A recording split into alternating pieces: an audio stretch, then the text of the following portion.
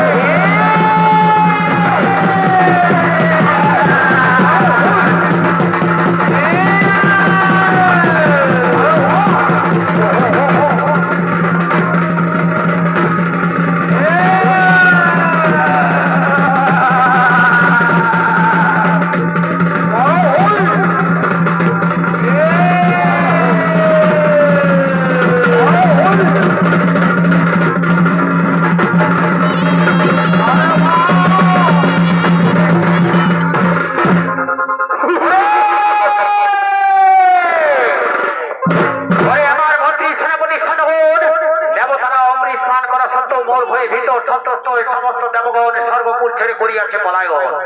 তাই আজ স্বর্গপুরের একমাত্র অধিপতি আমি। শোনো শোনো শোনগণ, আর বিলম্বের নাহি প্রয়োজন। এই মুহূর্তে চলো আমরা কৈলাস করিব আক্রমণ।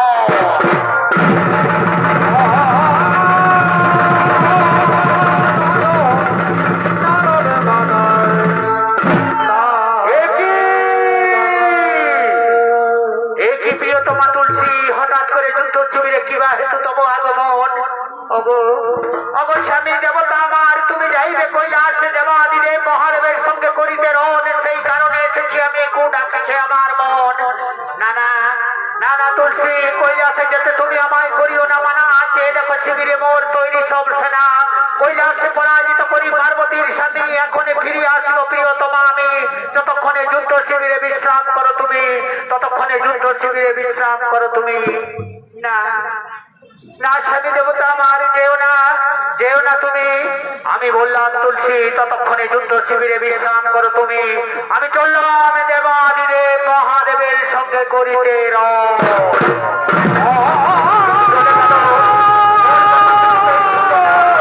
দেবাদিদেব মহাদেবের সঙ্গে যুদ্ধ করে আজ পর্যন্ত কেউ জয়ী হয়নি, আর তুমিও পারবে না। রক্ষা করো প্রভু, মোর স্বামীকে তুমি রক্ষা করো।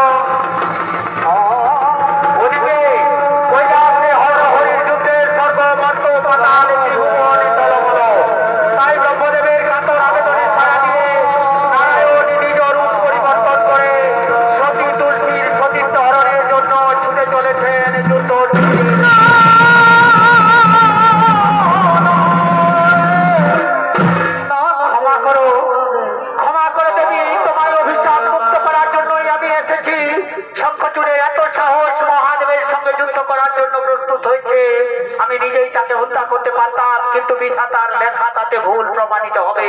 আমি যা করতে যাচ্ছি তা অন্যায় অপরাধ, তবু আমা করতে হবে সংসারের মঙ্গলের জন্য।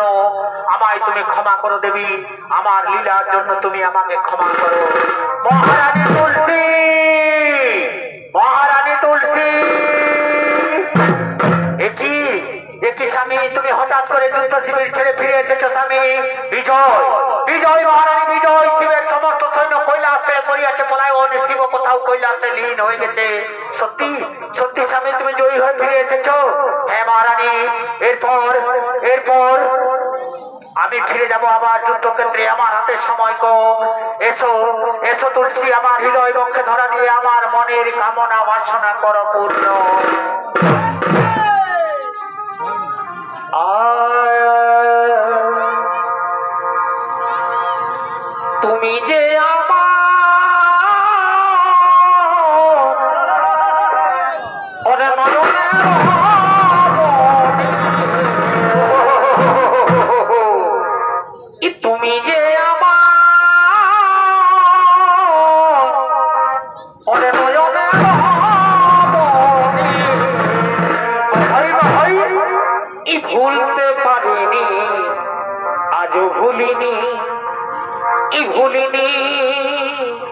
ই ভুলতে পারিনি আজও ভুল। চমৎকার ভাই, আগে তার দিনগুলি আজও মনে পড়ে বছরে, আর কি করে ভুলিব আমি এই ভালোবাসি তবে। তুমি যে আমার এই পূর্ণিমা চাও, তুমি যে আমার এই পূর্ণিমা চাও, কেন বুহাই রজনী ভুলতে পারিনি আজও ভুলিনি, ভুলিনি, ভুলতে পারিনি আজও।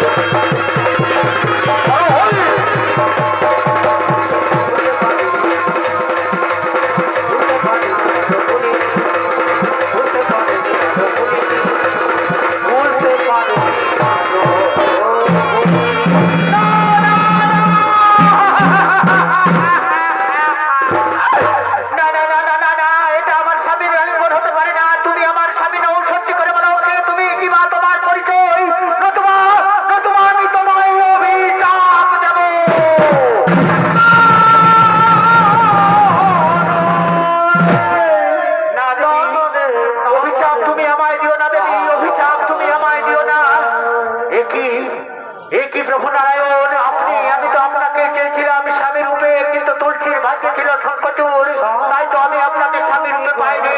ও প্রভু নারায়ণ, আমি প্রথমবার নারী রূপে মর্তভূমে জন্মগ্রহণ করেছিলাম, সেবারও তুমি আমাকে পতিব্রতা নারীর ধর্ম পালন করতে দিলে না। তুমি আমাকে আলিঙ্গনবদ্ধ করে অসতী করলে, কলুষিত করলে, আর এর জন্য আমার স্বামীর মৃত্যু হবে, তার জন্য দায়ী হব আমি।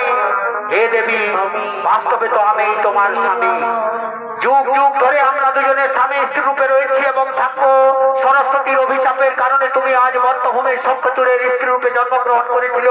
তোমায় অভিশাপ মুক্ত করার জন্যই আমি এই অন্যায় কর্ম করেছি। হে প্রভু নারায়ণ, যে অন্যায় কর্ম তুমি করেছ, সেই অন্যায় কর্মের সাজা তোমাকে পেতেই হবে। তাই আজ আমি তোমাকে অভিশাপ দিলাম, তুমি পাষাণ হয়ে যাবে।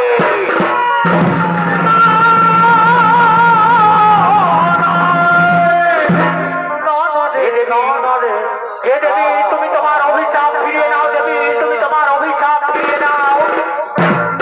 নারায়ণ যদি পাষাণ হয়ে যায়, তাহলে সংসারের পালন পোষণ কে করবে? দেবী, তুমি তোমার অভিশাপ ফিরিয়ে নাও। না না ব্রহ্মদেব, অভিশাপ কোনোদিন ফিরিয়ে নেওয়া যায় না। আমি যা বলেছি তা অবশ্যই ঘটবে, তবে আমি তা কিছুটা লাঘব করে দিতে পারি। কল্যাণকারী বিষ্ণুর আর এক রূপ হবে পাথরের, যা মর্তভূমে শালিগ্রাম রূপে পূজিত হবে, আর এক রূপ বৈকুণ্ঠে বিরাজমান থাকবে নারায়ণ রূপে। এরপর সময় এসেছে আমি আমার এই শরীর ত্যাগ করে আমি পুনরায় ফিরে যাব বৈকুণ্ঠ লোকে। হে দেবী, যেদিন তুমি তোমার এই শরীর ত্যাগ করবে, সেদিন তোমার শরীর থেকে উৎপন্ন হবে এক নদী, তোমার কেশ থেকে উৎপন্ন হবে তুলসী বৃক্ষ। যে বাড়িতে থাকবে তুলসী বৃক্ষ, সেই বাড়িতে থাকবে না কোনো দুঃখ, থাকবে না কোনো জরা ব্যাধি, থাকবে শুধুই সুখ, থাকবে শুধুই আনন্দ।